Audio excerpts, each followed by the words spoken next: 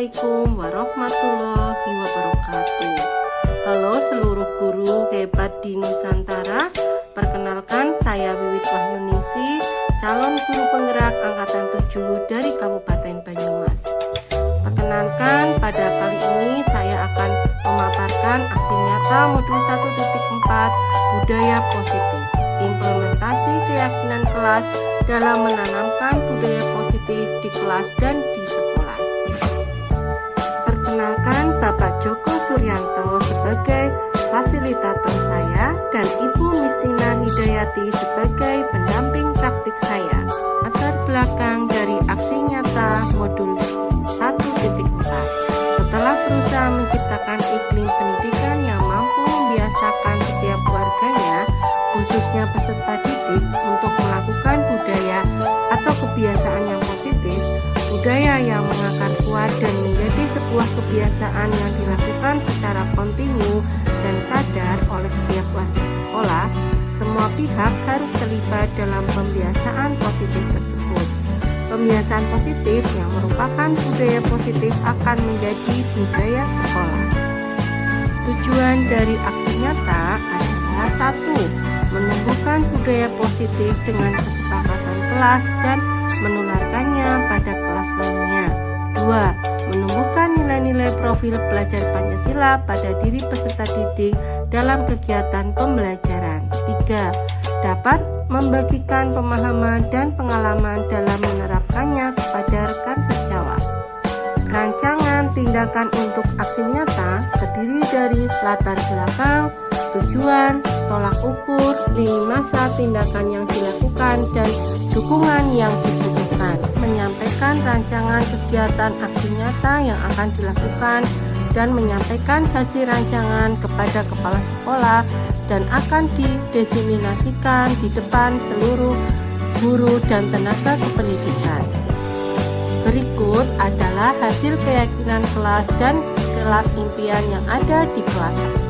Berikut adalah langkah aksi nyata memahamkan warga SD Negeri Dauhan dalam sosialisasi pemahaman modul 1.4 budaya positif, dan presentasi dilakukan dengan durasi waktu 1 jam. Assalamualaikum warahmatullahi wabarakatuh. Waalaikumsalam warahmatullahi wabarakatuh. Yang terhormat Ibu Enggang Purwanti SPG selaku Kepala Sekolah SD Negeri Dauhan, yang kami hormati Bapak dan Ibu Guru serta tenaga kependidikan SD Negeri Dauhan. Pada kesempatan siang hari ini, marilah kita memanjatkan puji syukur kehadiran Allah Subhanahu wa Ta'ala, Tuhan Yang Maha Esa, yang telah memberikan rahmat dan hikmat-Nya kepada kita semua, sehingga kita dapat berkumpul dalam acara diskusi tentang budaya positif siang hari ini.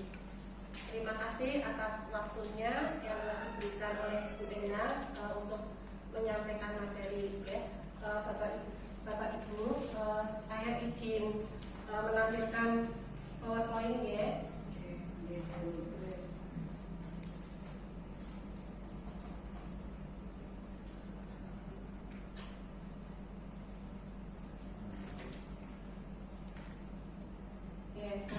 Ini ada modul 1.4 tentang budaya positif ya. Kemudian apa itu makna budaya positif dan apa contoh penerapan positif yang telah kita terapkan terutama di lingkungan sekolah kita. Dan Bapak Ibu mungkin ada yang ingin menjelaskan tentang budaya positif, dipersilahkan. Monggo. Oke, Bu Titi, silakan untuk menjelaskan. Budaya positif menurut saya adalah kebiasaan baik yang menjadi aturan yang bisa dilaksanakan dalam suatu lingkungan atau dalam sekolah tersebut. Oke, terima kasih ya. Jadi menurut Bu Titi itu budaya positif adalah kebiasaan ya, kebiasaan baik yang dilaksanakan di lingkungan, terutama karena kita beradanya di lingkungan sekolah ya. Ada yang ingin menambahkan tentang arti atau makna dari budaya positif dari Bapak dan Ibu? Saya boleh, silakan. menurut saya budaya positif yaitu Menurut Bu Leli, itu budaya positif adalah nilai-nilai atau kebiasaan baik ya. Jadi dari pemaparan atau penjelasan Bu Titin dan Bu Leli itu sudah benar ya. Di sini budaya positif di sekolah yaitu nilai-nilai dan kebiasaan-kebiasaan di sekolah yang berpihak pada peserta didik agar mereka dapat berkembang menjadi pribadi yang kritis, penuh hormat dan bertanggung jawab. Ini adalah makna dari budaya positif, terutama budaya positif di sekolah. Kemudian ada perubahan paradigma ya. Saya kaitkan dengan modul yang sudah saya pelajari tentang filosofi pendidikan Ki Hajar Dewantara ya. Di sini yang pertama itu bukan tabula rasa. Tabula rasa itu maknanya adalah selembar kertas putih kosong ya. Di sini bukan tabula rasa. Yang dimaksud dengan bukan tabula rasa adalah selembar kertas yang sudah ada goresan. Dari goresan-goresan itu kita dapat mengarahkan, menuntun peserta didik untuk menjadi siswa yang hebat ya. Kemudian semua anak terlahir dengan bakatnya masing-masing atau saya mengistilahkan dengan unik ya. Semua anak itu mempunyai bakat masing-masing. Jadi bakatnya anak itu berbeda-beda dan tidak bisa disamaratakan. Selanjutnya budi pekerti. Harapannya adalah anak itu memiliki budi pekerti, akhlak yang baik sesuai dengan profil pelajar Pancasila. Selanjutnya tugas guru itu menuntun bakat tersebut agar anak tumbuh dengan selamat dan bahagia. Ini ada ya, guru itu ibarat petani, anak itu diibaratkan biji jagung ya. Kita sebagai pendidik itu seolah-olah itu seperti petani ya. Tugasnya itu menanam, menuntun ya, supaya peserta didik itu menjadi bibit yang unggul. Dengan cara apa? Dengan cara menyayanginya, dengan cara memberikan perhatian, memberikan contoh seperti itu. Selanjutnya yaitu kodrat alam dan kodrat zaman. Anak itu memiliki dua kodrat, yaitu kodrat alam dan kodrat zaman. Yang dimaksud dengan kodrat alam itu adalah kromosom 24% dari orang tuanya itu akan menurun kepada anak. Kemudian kodrat zaman itu akan mengikuti pertumbuhannya, perkembangannya sesuai dengan zamannya. Misalnya sekarang generasi Z, anak tersebut akan mengikuti generasi Z. Yang terakhir yaitu berpihak pada anak. Jadi pembelajaran yang kita lakukan di sekolah itu semuanya harus berpihak kepada anak. Dengan mengistilahkan kita itu menggambar kepada anak. Ya, ini tentang filosofi pendidikan Ki Hajar Dewantara. Perubahan paradigmanya yaitu untuk membangun budaya yang positif, sekolah perlu menyediakan lingkungan yang positif, aman dan nyaman agar murid-murid mampu berpikir, bertindak dan mencipta dengan merdeka, mandiri dan bertanggung jawab. Lazimnya, disiplin itu dikaitkan dengan kontrol. Dalam hal ini, kontrol guru dalam menghadapi murid. Perubahan paradigma tentang teori kontrol atau yang diistilahkan dengan ilusi kontrol ini saya mengambil kutipan dari Dr. William Glasser dalam kontrol teori untuk meluruskan miskonsepsi tentang kontrol, yaitu yang pertama, ilusi guru itu mengontrol murid. Yang kedua, ilusi bahwa kritik dan membuat orang merasa bersalah dapat menguatkan karakter. Yang ketiga, ilusi bahwa semua penguatan positif, efektif dan bermanfaat. Yang terakhir, ilusi bahwa orang dewasa itu memiliki hak untuk memaksa. Ya, selanjutnya saya akan memaparkan tentang apa itu disiplin. Okay? Bapak Ibu sering mendengar ya disiplin dan ingin menerapkan kepada siswa-siswa kita. Dari Bapak Ibu mungkin ada yang ingin menjelaskan tentang disiplin itu apa? Silakan, dipersilakan. Saya coba ya Bu ya. Oh, ya, Bu Yayu silakan. Mungkin disiplin itu adalah aturan yang diterapkan dan menjadikan siswa itu menjadi anak yang bertanggung jawab. Disiplin itu menurut Bu Yayu itu aturan aturan yang diterapkan dengan tujuan supaya anak itu menjadi tanggung jawab. Ada yang ingin menambahkan? Saya, Bu. Bu Isti. Menurut saya, disiplin adalah sesuatu hal yang berhubungan dengan tata tertib atau aturan yang diterapkan oleh sekolah. Menurut Bu Isti itu disiplin itu sesuatu yang berhubungan dengan tata tertib, peraturan yang diterapkan di sekolah.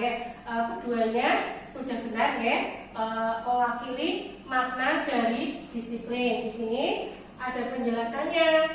Kata disiplin itu sering dikaitkan dengan tata tertib, teratur dan kepatuhan pada peraturan. Kemudian kata disiplin juga sering dihubungkan dengan hukuman. Padahal itu sungguh berbeda, karena belajar dengan disiplin itu tidak harus dengan memberi hukuman. Justru hukuman itu alternatif terakhir. Kalau perlu itu tidak digunakan. Untuk disiplin itu tidak berhubungan dengan hukuman, Bapak Ibu. Di sini Ki Hajar Dewantara menyatakan bahwa untuk mencapai kemerdekaan atau dalam konteks pendidikan kita saat ini dan untuk menciptakan murid yang merdeka, syarat utamanya adalah harus disiplin yang kuat. Disiplin yang dimaksud adalah disiplin diri yang memiliki motivasi internal atau motivasi dari dalam diri kita. Jika kita tidak memiliki motivasi internal tersebut, maka kita memerlukan pihak lain untuk mendisiplinkan kita. Ini adalah lingkaran dari budaya positif. Kita memulainya itu dari peraturan kelas. Dari peraturan kelas ini akan menjadi keyakinan kelas. Dari keyakinan kelas yang sudah disepakati anggota kelas kita itu akan menularkan kepada lingkungan atau kelas-kelas di sekitarnya. Dari lingkungan itu sudah tertular budaya positif, kemudian akan tumbuh menjadi budaya positif di sekolah kita. Itu tahapan-tahapan awal mula budaya positif berawal dari peraturan kelas, dari lingkup yang terkecil di kelas kita. Kemudian untuk menumbuhkan budaya positif, kita perlu adanya keyakinan kelas yang dibuat di masing-masing kelas. Keyakinan kelas di sini adalah nilai-nilai kebajikan, kebaikan atau prinsip universal yang disepakati bersama secara universal, lepas dari latar belakang suku, negara, bangsa maupun agama. Saya mengutip dari Gossen 1998, suatu keyakinan akan lebih memotivasi seseorang dari dalam atau dari intrinsik. Seseorang akan lebih bersemangat untuk menjalankan keyakinannya daripada hanya mengikuti serangkaian peraturan. Di sini kita setelah membuat keyakinan kelas, kita perlu pembentukan keyakinan kelas. Relevansinya yaitu keyakinan kelas ini bersifat abstrak daripada peraturan yang lebih rinci dan konkret. Kemudian keyakinan kelas berupa pernyataan yang universal. Pernyataan keyakinan kelas senantiasa dibuat dalam bentuk yang positif, Kata negatifnya, kata tidaknya itu sebisa mungkin dihilangkan. Kemudian keyakinan kelas hendaknya tidak terlalu banyak sehingga mudah diingat dan dipahami oleh siswa kita. Semua warga kelas sebaiknya ikut berkontribusi dalam membuat kegiatan kelas lewat surat pendapat. Yang terakhir, kita bersedia meninjau kembali keyakinan kelas dari waktu ke waktu jika ada perubahan. Di sini ada perbedaan antara peraturan dan keyakinan kelas. Yang ingin saya terapkan di kelas itu adanya keyakinan kelas, bukan peraturan kelas. Di sini contohnya peraturan kelas selalu mengembalikan buku ke tempatnya. Keyakinan kelas yang kita buat untuk anak-anak itu adalah tanggung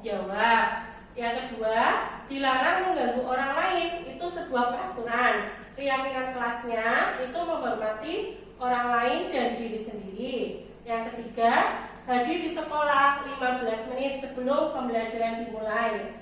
Keyakinan kelasnya itu menghormati orang lain, komitmen pada tujuan atau berkomitmen. Kemudian ada peraturan dilarang melakukan kekerasan. Di sini keyakinan kelasnya adalah keselamatan, menghormati orang lain.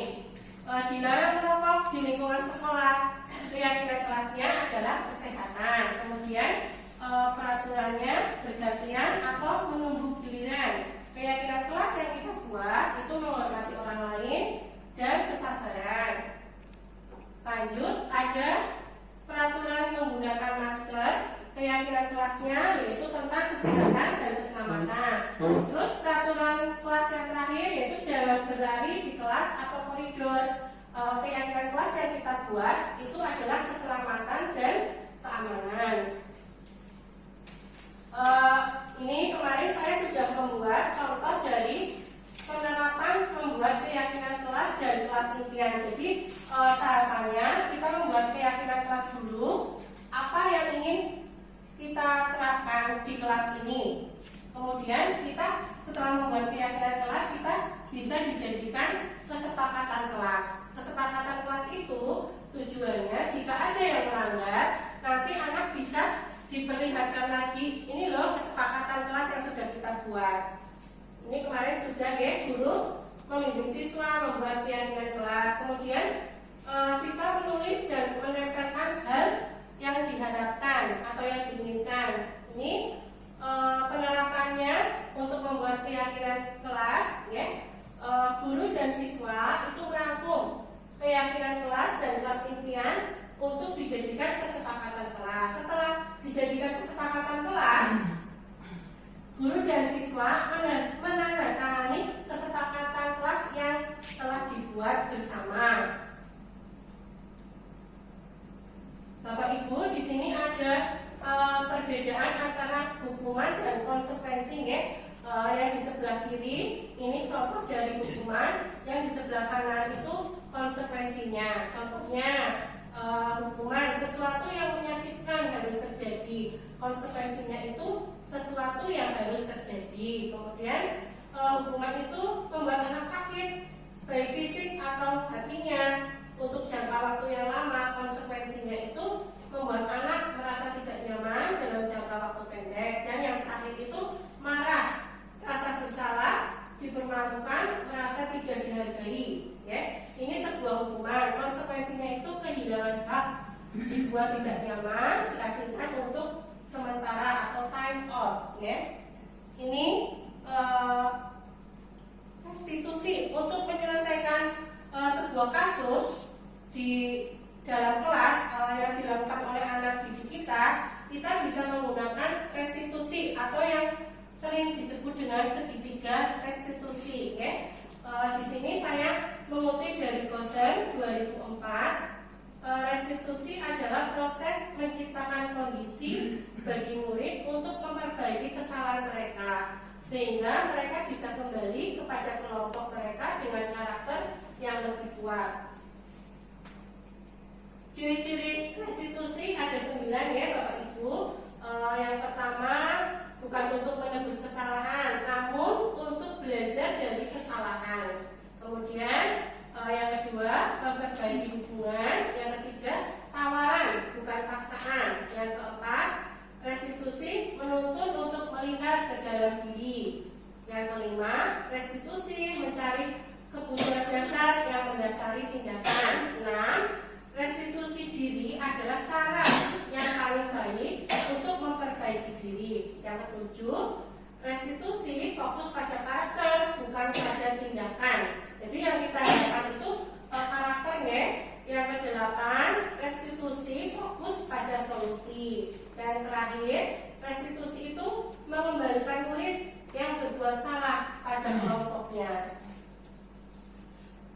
Ini Bapak Ibu segitiga restitusi yang dapat kita praktekkan kepada murid-murid kita ya. Apabila murid kita memiliki masalah atau kasus di kelas, kita dapat membacanya dengan segitiga restitusi ini. Yang pertama itu menstabilkan identitas. keadaannya. Kemudian validasi tindakan yang salah, kita menanyakan kenapa dia berbuat salah. Kemudian menanyakan keyakinannya, apakah anak tersebut itu mau berubah, mau memperbaikinya dengan tidak ada hukuman. Oke? Ini kemarin saya sudah menerapkan segitiga restitusi ya. Untuk yang kasus pertama itu Fatih memberikan contekan kepada teman-temannya. Lalu saya tanya kenapa alasannya Fatih memberikan contekan, karena diancam oleh teman-temannya jika tidak memberikan contekan itu dia akan dikucilkan dari temannya. Kemudian Rehan itu kasusnya kemarin itu tidak mengerjakan PR. Saya tanya alasannya kenapa. Alasannya Rehan itu karena bermain HP dan game di rumah ya. Kemudian Rehan dan Fatih sudah menyadari kesalahannya dan ingin berubah serta memperbaiki kesalahannya tersebut. Ini kasusnya Rehan kemarin. Kemudian ini contoh dari video budaya positif ya. Saya membuat videonya. Yang pertama kita lakukan adalah ketika kita masuk sekolah itu budaya positif bisa dilakukan dengan berdoa. Selain itu bisa dilakukan dengan 5S ya. Senyum, salam, sapa, dan sopan santun. Kemudian saya juga membuat keyakinan kelas dan impian kelas.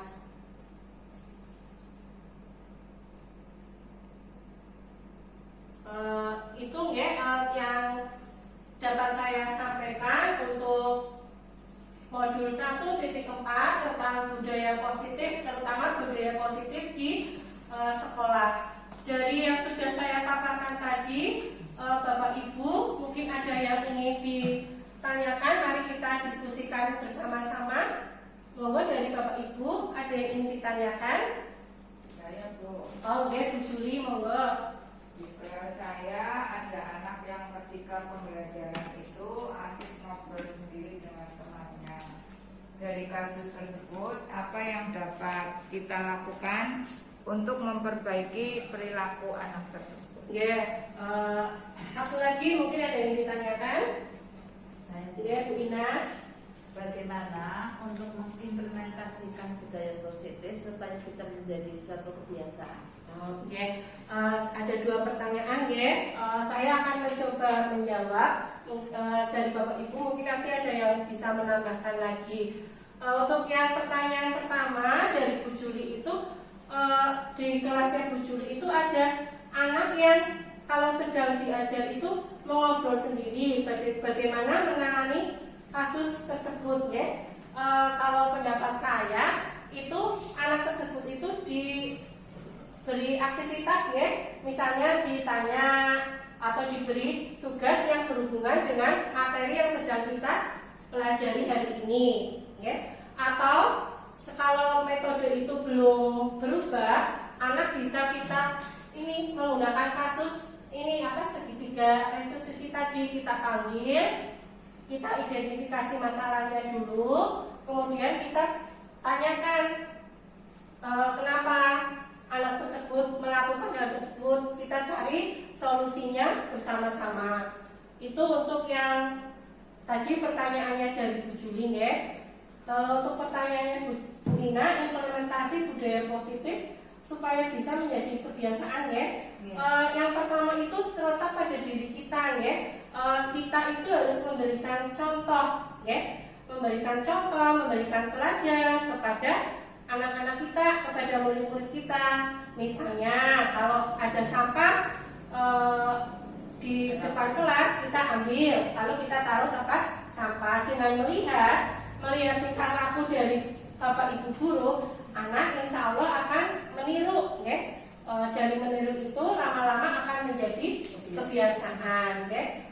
Itu jawaban dari saya. Barangkali dari teman-teman ada yang ingin menambahkan? Sudah cukup? Ya. Terima kasih Bapak Ibu telah menyempatkan waktunya untuk belajar bersama tentang budaya positif ya. Mudah-mudahan ada manfaatnya untuk kita semua. Apabila saya dalam menyampaikan kurang baik, ada kata-kata yang menyakitkan, mohon dimaafkan ya. Wassalamualaikum warahmatullahi wabarakatuh. Ya, guru penggerak, tergerak, bergerak, dan menggerakkan.